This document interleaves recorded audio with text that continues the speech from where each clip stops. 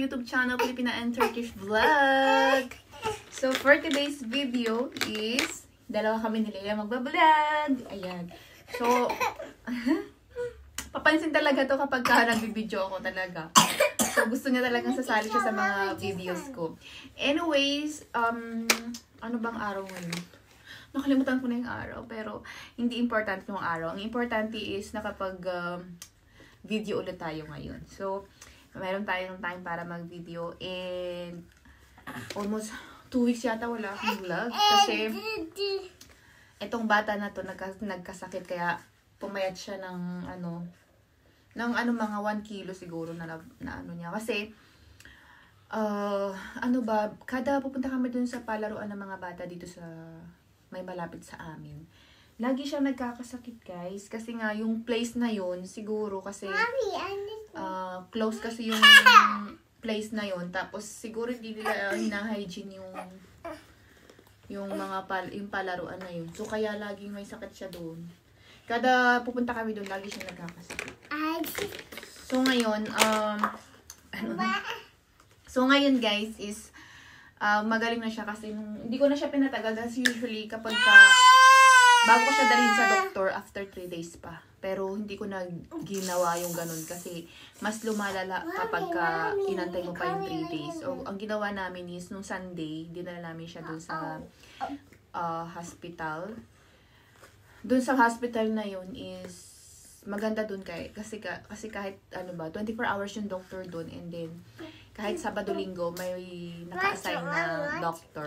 So, lagi namin siya doon dinadala. Pero kapag mga check-up lang, dito lang sa may tapat namin, dito sa may malapit lang. Pero yung place na yun, doon sa Atashiher, medyo malayo-layo sa amin. So, ayan, ngayon medyo okay naman na siya, thanks God. Kasi sobrang hirap talaga kapag may sakit ang bata. Especially ngayon na, sobrang hirap na mayroon siyang sakit kasi naintindihan niya na hindi na siya nagdedede kasi, diba? So, nung baby kasi siya, parang madali lang para sa akin na alagaan siya kapag may sakit. Kasi nga, ipapadedehin ko lang siya. Pero ngayon, hindi lang siya kasi nagdede. So, ang problema ko kapag close na yung niya, nagigising na siya, pagising-gising, ganyan, ubo-ubo siya. So, kaya, nahihirapan ako kapag ganitong age. Pero ayan, hindi naman na biba-biba na yun. Wala na siya kasi sakit. Paubo-ubo naman siya pero hindi na ganun.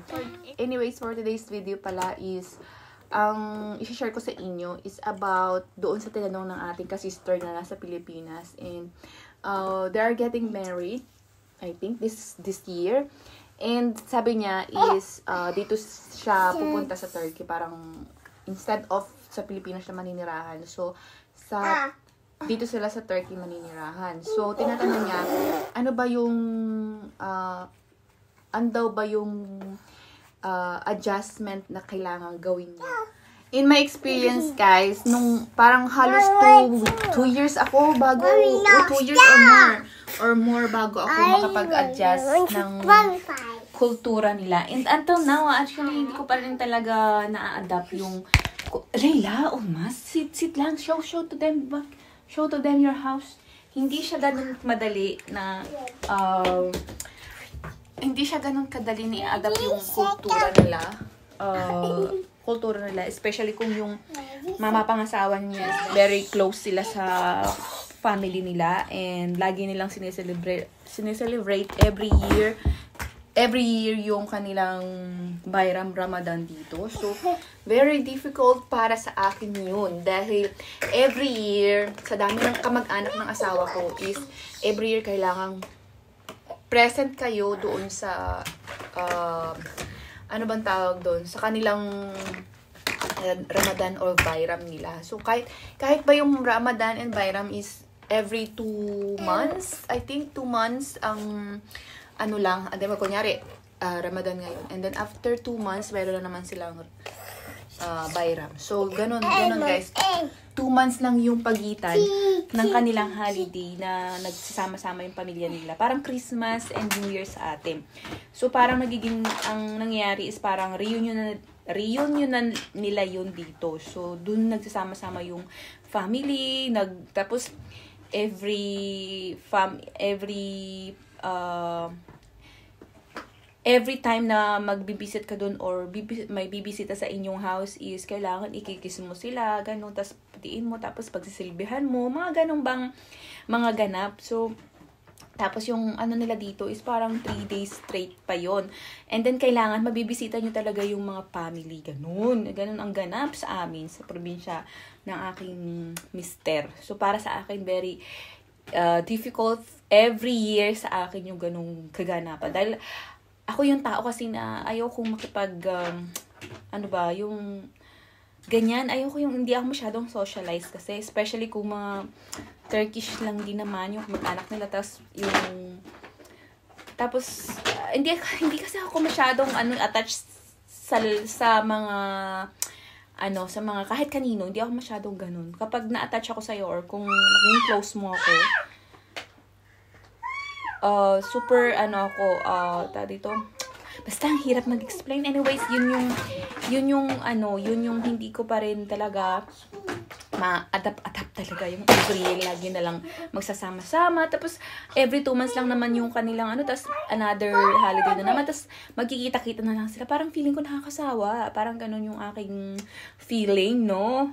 So, ganun. So, yun yung, siguro yung pinaka dapat nyong i-adjust. Wow, i-adjust. Kung siguro, para sa'yo, kung ikaw naman, kung kayo naman, pero depende rin kasi yan, kung kayo naman is medyo very family, close kayo sa family, or very, kayo, yung family-oriented, ganun, very close kayo. So, walang problema yun. Pero sa akin kasi, ayoko hanggat maaari yung nagiging close. And then, tapos Turkish pa yung mga salita nila. Tapos, naintindihan ko naman, pero ayoko kasi yung, alam mo yun, yung magkukwento-kwento, ganun. Ayoko ng mga ganun. Oh my God.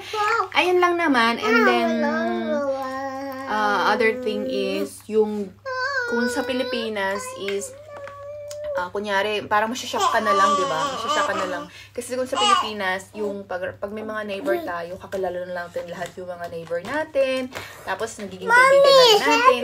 Pero dito sa Turkey, masanay na rin kayo na yung kahit kapitbahay ninyo o kahit dyan lang sa may apartment. Halimbawa, kasi ito yung mga bahay dito, yung mga apartment style is parang, kung tawag sa atin is parang sa condominium. So, hindi magkakakilala dito, guys. Maliban na lang kung nasa, kayo, parang, dun talaga sa hometown ninyo. So kilala nyo talaga yung mga tao dun sa kapitbahay nyo. Parang hindi sila ganun ka-friendly dito. Especially dito sa Istanbul. Kahit kapitbahay nyo na, kahit nakikita nyo araw-araw, hindi sila magbabatian man sila. Pero yung hello, hi, ganun lang. Wala nang iba. So, hindi sila masyadong friendly dito unlike sa Pilipinas na kahit sa kabilang barangay kakilala natin, kahit sa kabilang barangay kaibigan. And then yung buong confirmed natin sa Pilipinas is kaibigan na natin, 'di ba? So dito super hindi ganoon.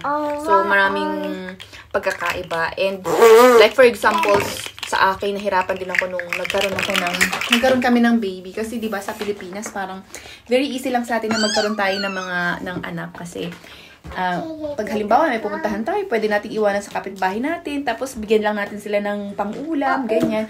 So, masaya na yung kapitbahay natin. Pero dito, wala kami iwan kung wala kang kaibigan. Siyempre, may mga kaibigan naman ako dito. Kaya lang, wala yung pwedeng pag-iwanan sa anak mo o kaya naman is, katulad sa Pilipinas, diba? Walang ganun. So, dito mga Pilipino naman dito, mga busy, mga nagtatrabaho. So, saan ko naman siya pwede iwan? And usually, mga friend ko naman is nasa European side. So, ganun yung mga kailangan yung i-adjust dito. So, kailangan nyo yung paghandaan if ever na pupunta kayo dito sa Turkey, mga sister, no? And what else? Maraming pa actually. What do you want? Huh? Which one? Just chicken. They have money. Half a libani? This one? Tignan nyo guys. Tama. Only one. This one is daddy big. This one? Daddy. Tama. So, ayan. Actually, marami pa sila dito mga pagkakaiba sa atin, no? Pero, yun yung mga pinaka-importante para sa akin. Yung dalawang yan. Yung sa Ramadan and Bayram. And then, kasi very tradition nila yan. Parang Christmas sa atin and bagong taon. Pero dito yun, hindi, And ihanda nyo na rin pala. And also guys, ihanda nyo rin dito na hindi sila nag-celebrate ng Christmas and New Year. So, parang yung New Year nila parang lumilipas na lang. Ganun. Hindi nila pinaghahandaan yan. Nakatulad sa Pilipinas na super pinaghahandaan natin yan. And then yung Christmas, ganun din. Pinaghahandaan din natin yan. Pero dito walang gana. Parang yung mga nagsa-celebrate lang dito, yung mga, yung mga tumira sa ibang bansa, tas parang gusto na lang din lang i-celebrate, ganun. Pero hindi ganun guys, pero hindi ganun talaga na yung everyone is kailangan isa-celebrate. Yung parang hindi ganun ka-special. So, ayan din. Dapat ihanda nyo din yan if ever na makapunta kayo sa Turkey and magkaroon kayo ng asawa ng Turkey. Magkaroon kayo ng asawang Turkish. And also, ano pa ba?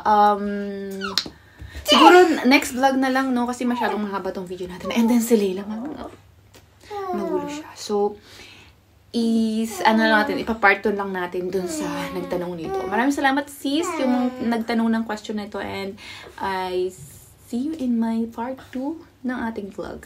Bye!